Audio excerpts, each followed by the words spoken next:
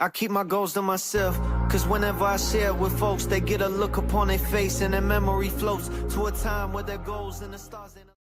What's good?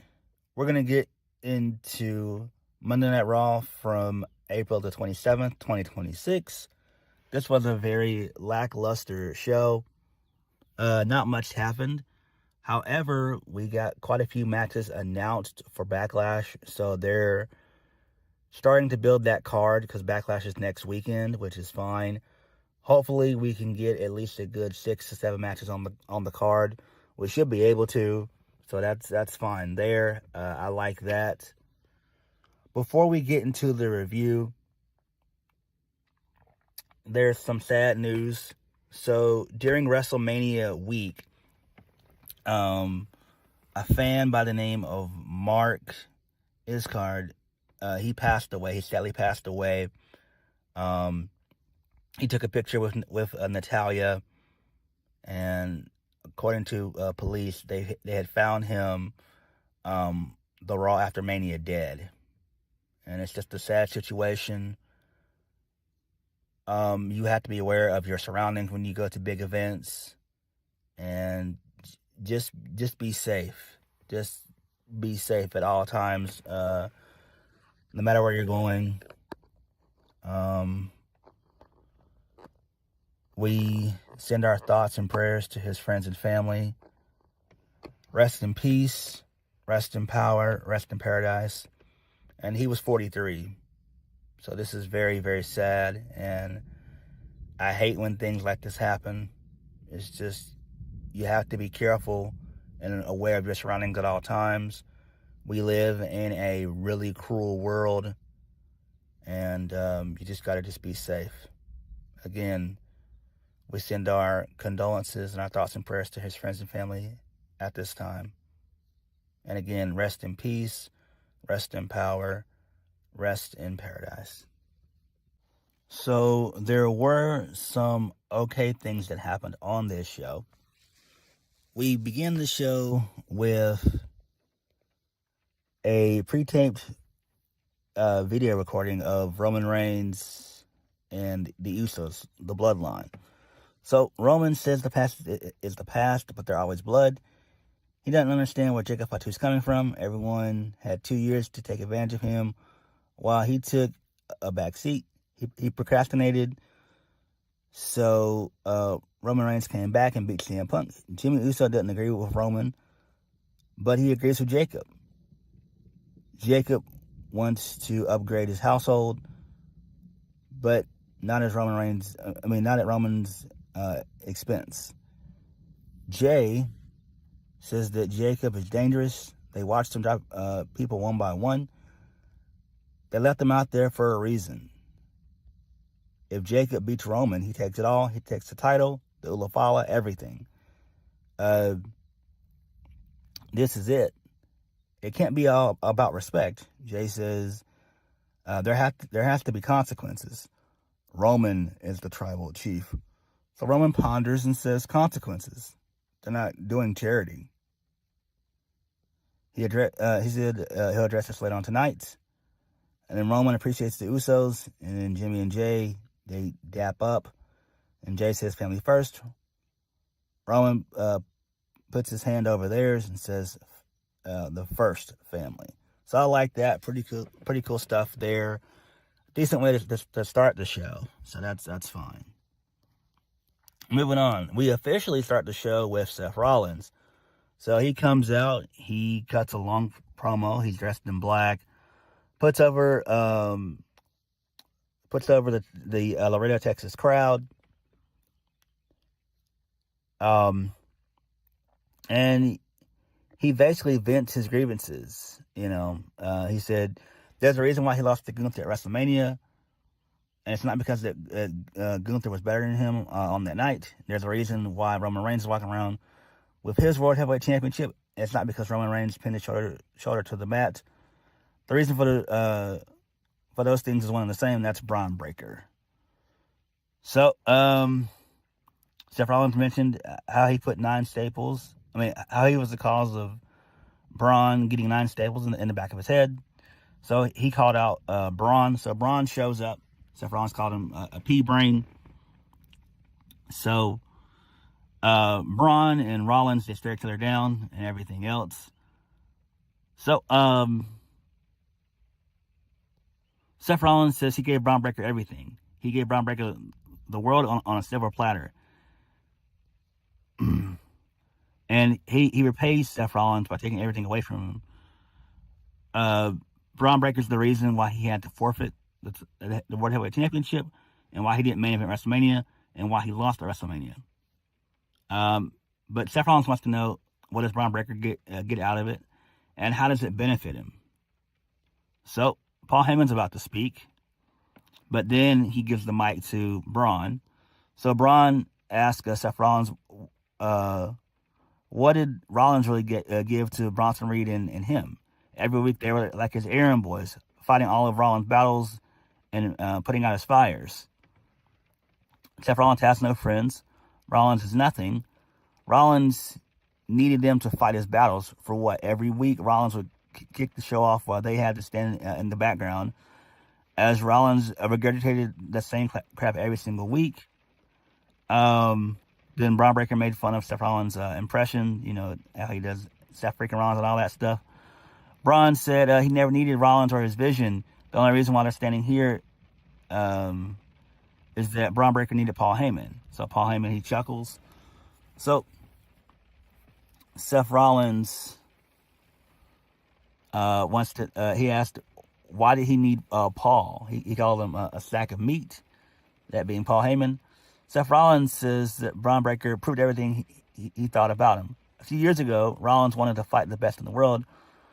So he called up Shawn Michaels to fight his best. And Shawn Michaels said his best was Bron Breakker. Because that happened in 2023, I believe. Yeah, that was in 23. No, my bad. I'm sorry. That was in 24 that happened when Rollins went to NXT. I think, yeah. I think it was in 23. 23 or 24, it doesn't matter. Rollins said last year, Paul Heyman asked about taking Bron Breakker under his wing, and Rollins couldn't wait. Only a year under his tutelage, Breakker would be the biggest star in the industry. Seth Rollins said that he's been here 14 years. He's seen athletes come from everywhere, but Bron Breakker's unique. He's the strongest, fastest, and most versatile superstar he's ever seen.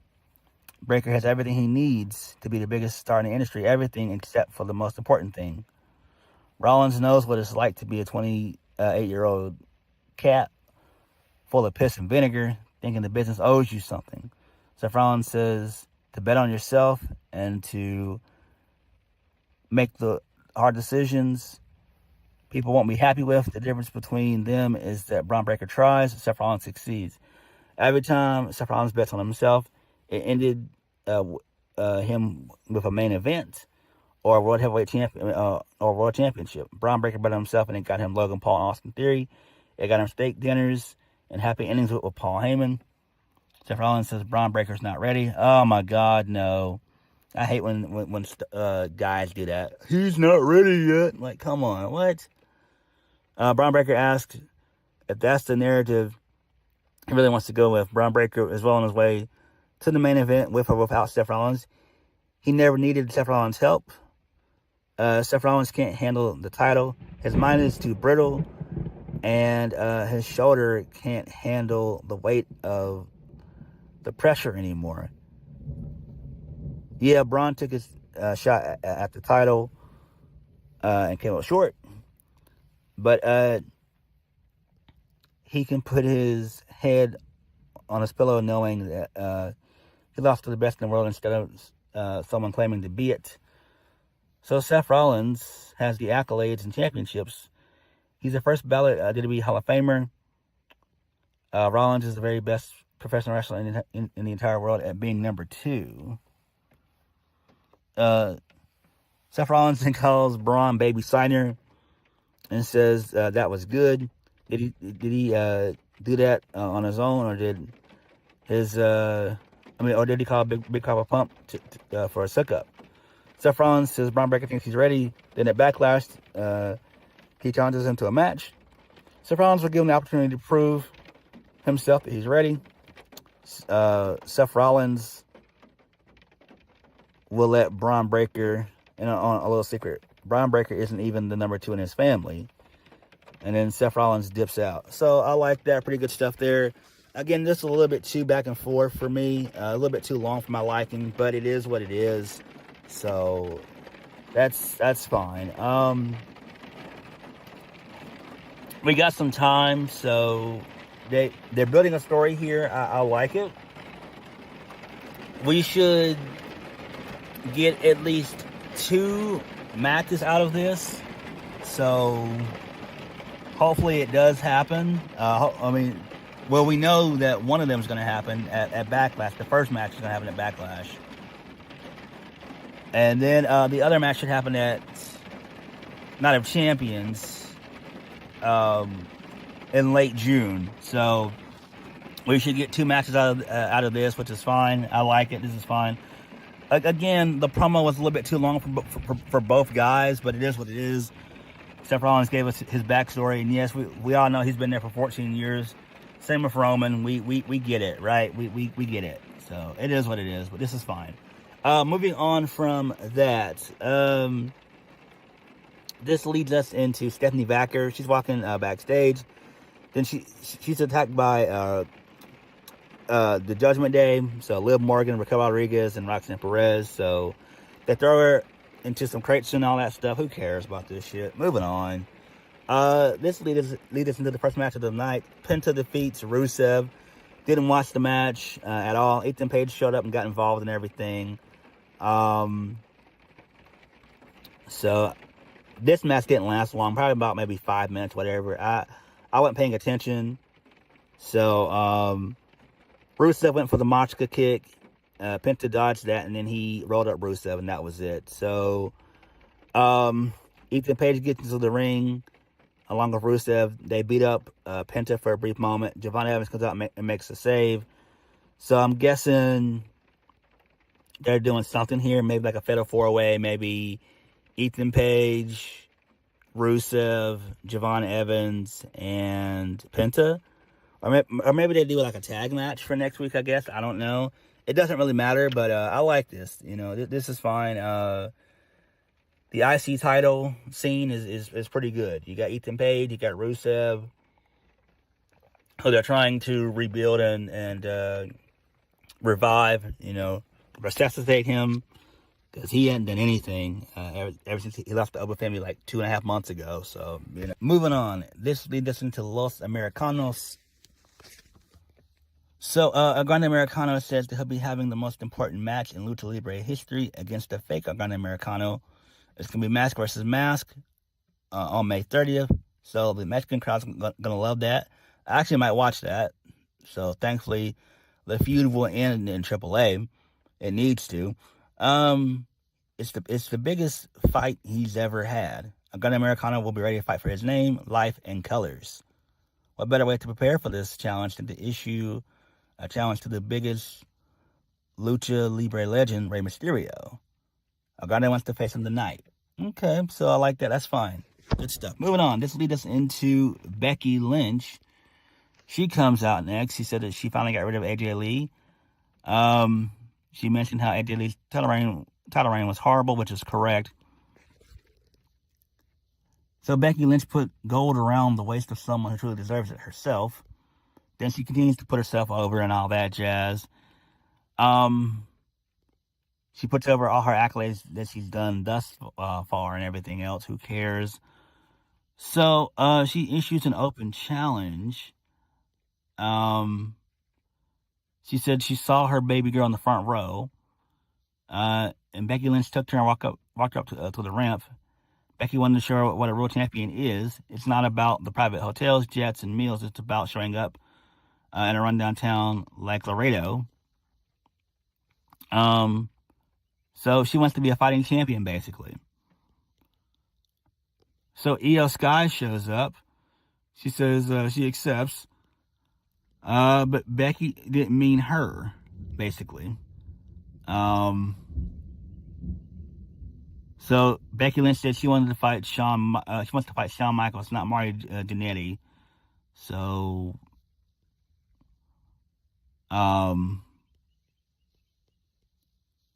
Basically, Iyo punches Becky in the face. Then Pierce comes out to make the match official and everything else. So there's that. Becky Lynch defeats Iyo Sky with help from Asuka. So Asuka attacks Iyo post-match and everything else, lays her out. This is fine. Clearly, there's still backlash after what happened on Friday with Kairi getting released. So people are still pissed about that. So it is what it is. There could be a possibility that they end up bringing Kairi back, maybe. That could always happen at some point. You never know. So we'll have to wait and see how that plays out there. Because there have been releases in the past who have got to come back. So R-Truth being the most recent one. So maybe it'll happen to Kairi. Maybe she'll get that call and be able to come back. But this match was fine here, I guess. Moving on, this leads us into the original Grande Americano. He's in the locker room with Rey Mysterio.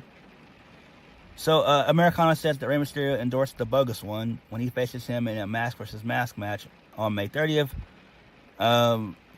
Will he have to watch his back? So Rey says he just wants them to respect Lucha Libre. Los Americanos walks in and they all get into an argument. Rey says he's not choosing sides. Los Americanos seemingly threatens Rey, displeasing him, so they back off. So, all right, that's fine there. Okay, moving on from that. This leads us into the Usos. They had a backstage interview with Byron Saxton. Byron wanted to know what direction did they think Roman Reigns is going in. So LA Knight interrupts them. And can't believe they're sitting at Roman Reigns' head of the table again. Well, sitting at Roman Reigns' table again, I'm sorry. So Jay became world champion on his own. Jimmy Uso has tons of potential, but he'll never get there with Roman Reigns. So Jay warns LA Knight to stay in his lane. Jimmy says this is family business. LA Knight says the bloodline had immense power, but it interfered with LA Knight. So it will become his business. Okay, that's fine. It is what it is. Moving on from that. This leads us into the Joe Hendry concert. He sung a couple of songs. Made fun of the Vision and everything else. He just sung a song. Didn't really say much of anything. Talking about the titles that he's won and everything. He's been on WrestleMania and many other shows and all that stuff. So, he makes fun of Paul Heyman and the Vision, so which is fine. Then Logan Paul shows up. He's pissed off. Him and Joe Hendry, they exchange some words. So the Vision ends up attacking Joe Hendry and everything. So, there's that. But the Street Profits, they come down and they fight out the Vision, so they make the save. I like that. So that's fine there. Good stuff. So, okay. I'm liking Joe Hendry on the main roster. Should be fun. Good stuff. You probably could also put him in the IC title picture as well, too, at some point. I would imagine next week they're probably going to do a 6-man tag. Joe Hendry and the Street Profits versus the Vision. So, I guess that's what they're banking on, I guess. I don't know where they're going with all of this. I don't know. Moving on. This leads us into Adam Pearce. So, he was being accosted by Grayson Waller about his lack of opportunities. So, Grayson Waller complains that Oba Femi beat Brock Lesnar at the end of his career. He's overrated. So Oba was standing behind Grayson Waller, and then Oba Femi wants Grayson Waller tonight. And then Grayson Waller's not happy. Okay, that's fine. Moving on from that. So the Street Profits, they're backstage singing Joe Hendry's song Fire Logan Paul. They shake hands with him. And then Joe Hendry walks off. Seth Rollins walks up to the Street Profits and they tell him last week wasn't about him. And they walk off before Rollins can say anything. So I guess they just want the tag team titles. That's fine. Okay. Moving on. Rey Mysterio defeats the fake El Grande Americano. Kaiser. Okay, that's fine. Match was fun. Match was solid. I had fun watching that to an extent. So, there's that. That's fine. Moving on. This leads us into Asuka. So Asuka says that she'll tell Iyo Sky when they're done. She's still Iyo Sky's senpai. All Iyo has done is disappoint her.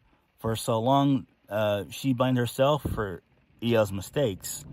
She thought she did something wrong, but she knows that Iyo Sky's the problem. Iyo Sky's ungrateful, selfish, and Asuka's biggest failure. Iyo Sky failed her and the family. They were both alone. They're both alone. Asuka doesn't want another Sky. She spared Sky because she spared Sky because she wanted a family, but Sky killed that. Nothing will stop Asuka from destroying her now, and at Backlash, she'll fix her failure and teach Iyo one final lesson, that Iyo Sky is not and will never be ready for Asuka. Okay, I like this. This is fine. Again, they still need to bring Kairi back. There was actually chance if we want Kairi on this show. They weren't super duper loud, but they were definitely audible enough to hear for sure. So maybe they'll bring them. Maybe they'll bring her back. Maybe, but we don't know. Moving on, Oba Femi defeats Grayson Waller. So there's that. That's fine. And then Oba post-match issues an open challenge. Since both the IC title... since the U.S. champion doesn't do open challenges anymore. And he's going to put out a open challenge himself. So that's fine. So I like that. Pretty cool stuff there. Moving on from that, more Judgment Day nonsense. So, basically, Liv sends Raquel away for a brief moment. And Liv wanted to apologize to Roxanne, about how Finn brought her into the family and all that jazz and everything else. So, Liv Morgan asked Roxanne Perez if she trusts her. And then Roxanne nods her head. And then Liv goes on about her merry little way. Roxanne said that she needs a second. So Liv walks off. So Finn Balor shows up. Finn Balor warns Roxanne Perez not to trust Liv Morgan or anyone in the Judgment Day. Roxanne Perez asks if she can't trust them or him. She's with the Judgment Day. She wants him to get out before he gets hurt. Okay, whatever. And then Finn Balor wishes her luck on her match. I don't care about any of this shit. I really don't. The Judgment Day is nonsensical at this point. Oh my God. Moving on, this leads us into the Judgment Day. Roxanne Perez and Raquel Rodriguez, they defeat Bayley and Lyra Valkyria with help from Liv Morgan. Don't care about this. Who gives a damn? Moving on, this leads us into Sol Ruca. She's going to be having her official contract signing next week. Okay, that's fine. Moving on from that, this leads us into the closing segment of the evening. So Roman Reigns shows up, gets a pretty good reaction as per usual. Roman said that he said that the title doesn't make the man makes the title. That's exactly what he's done with the strap. He put it in the main event.